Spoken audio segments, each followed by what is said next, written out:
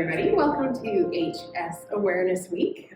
Thank you for inviting me to have a little chat with you about fitness and hidradenitis suppurativa. My name is Jaime Gonek. I am an AFL-CA certified fitness instructor. Group fitness is mainly what I do. Some spin classes, some movable equipment, and otherwise. But my day job, I actually work for a dermatologist. Some of you may have heard of Dr. Chris Keeling, and I'm his lab technologist for when we do some Mohs micrographic surgery. But I worked for him for over 15 years, so we have definitely learned a lot more about HS since I started on with him. And the beauty now is that I kind of have a different skill set that I'm hoping to share with you about HS and how fitness can play a role in hopefully helping you feel better. So the first thing I want to talk to you about today is really just the basic components of fitness. There are really just a few categories, so to speak. And the first one is kind of cardiovascular. So that's when you go out for a walk, maybe a run, a bike ride, a spin bike, the elliptical, the hand bike, any sort of cardio equipment. The basic idea there is that you're just raising your heart rate, making your lungs work a little harder, making your heart work a little harder. So there's actually really good evidence for how cardiovascular improvements in fitness level can actually improve inflammatory disorders like HS. So we're going to talk a little later about specific factors that obviously come into play with this condition, but cardiovascular fitness is actually really important. Another component is flexibility. So stretching, something as simple as range of motion and simple things like gentle yoga, yin yoga, where you hold gentle poses for a while. It doesn't have to be power yoga. It doesn't have to be hot yoga. There's rage yoga now though. You might want to look into that one. That's where you swear while you do it. Not so bad. Puppy yoga, goat yoga, all sorts of crazy things. But stretching is a second component.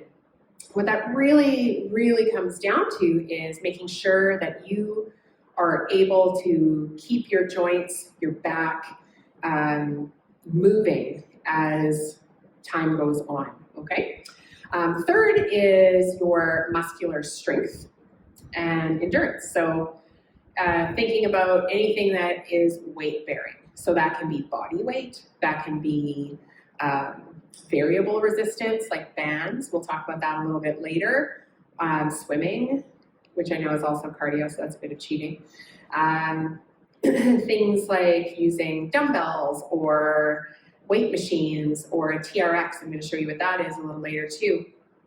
Anything that causes your muscles to work under a greater load than nothing at all is going to stimulate them. And lots of good evidence, again, with improvement in markers of health. So that's another good one.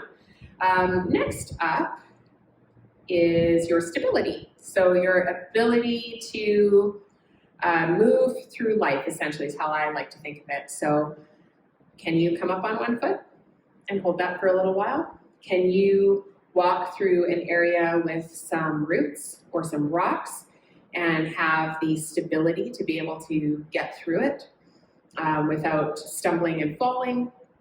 They sound like really simple things, but honestly they can, if we have a condition that causes us to be less mobile, all of those markers can change over time. So anything that you can do to improve those a little bit is going to help your overall health. Next, we're going to talk about progress, not perfection. But for now, those are your main markers. Now, there's some schools of thought that also include body composition. I think there's a lot of knowledge nowadays that lets us know that that's actually not as important as we thought it used to be. Because as long as you're doing something, moving your body somehow, that body fat or muscle mass composition is way less important than they used to think it would be. Now, you're still going to find people who tell you it's really important. But maybe let that sometimes go in one ear out the other. The issue with HS that I suppose you could think of is that it is really just friction. But other than that, it's more of a minor component of fitness, and the others are much bigger markers of improving health than that one. All right.